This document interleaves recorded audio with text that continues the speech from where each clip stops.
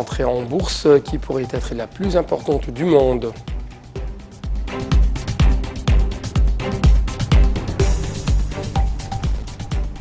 Bonsoir, le président Abdel Fattah el-Sisi s'est entretenu aujourd'hui avec le Premier ministre, le ministre des Finances, la ministre de la Santé et le président de l'autorité administrative et du contrôle. Lors de l'entretien, le président el-Sisi a examiné les mesures de la mise en application de la première phase expérimentale du système d'assurance maladie globale au gouvernorat de Port Saïd.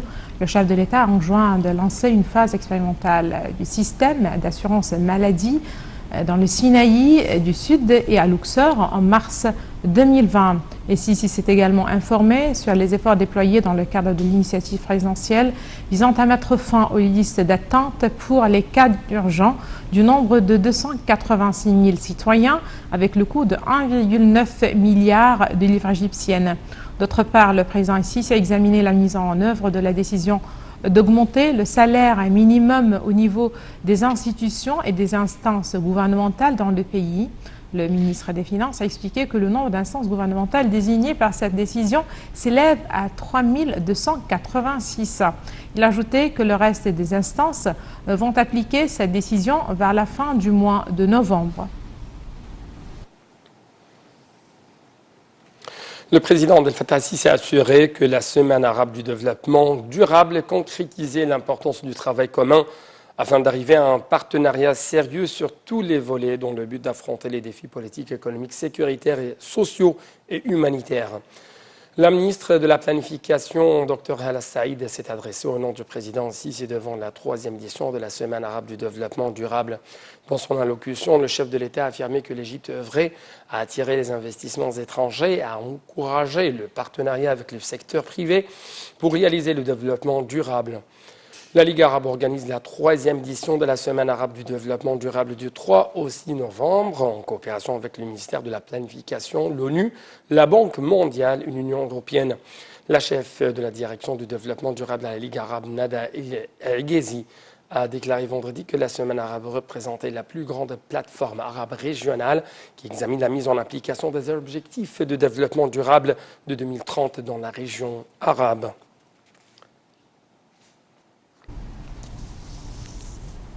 Le secrétaire général de la Ligue arabe, Ahmed Aboulghait, a souligné que le processus de développement durable a été affecté par les défis politiques qu'affrontait le monde arabe au cours des dernières années.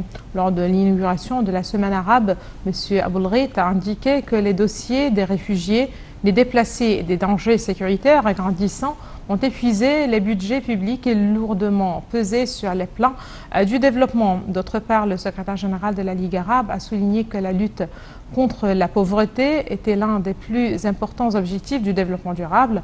Il a appelé les politologues et les preneurs de décisions dans le monde arabe à profiter du rapport de la pauvreté multidimensionnelle pour trouver des solutions à ce phénomène. De sa part, le Premier ministre égyptien, Dr Moussa Madbouli, a assuré que les forces armées et la police menaient une bataille féroce contre les forces du mal au Sinaï. Le chef du gouvernement s'est exprimé aujourd'hui devant le Conseil de députés sur la décision du chef de l'État de prolonger l'état d'urgence en Égypte pour 3 mois. M. Madbouli a ajouté que les actes terroristes n'affecteraient jamais la volonté de l'Égypte et sa détermination à poursuivre la voie du développement.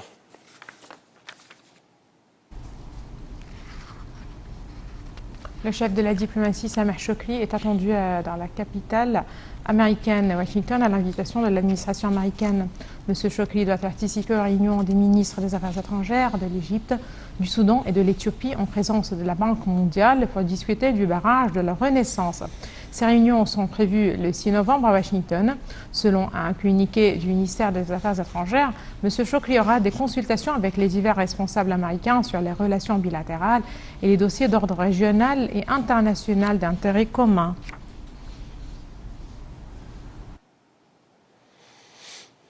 La Bourse du Cap poursuivit sa hausse à la clôture de sa séance aujourd'hui, soutenue par des opérations d'achat entreprises, par des institutions des fonds d'investissement locaux, arabes et étrangers. Le marché des capitaux des entreprises cotées dans la bourse a gagné 3,3 milliards de livres égyptiennes, enregistrant 731,1 milliards de livres égyptiennes après des transactions totales qui ont atteint 1,2 milliard de livres égyptiennes. Le principal indice AGX 30 a haussé de 0,44%, enregistrant 14 622,75 points. L'indice des petites et moyennes entreprises AGX 70 a haussé de 0,64%, enregistrant 542,75 points. Et l'indice le plus élargi AGX 100 a également haussé de 0,59%, enregistrant 1445,28 points.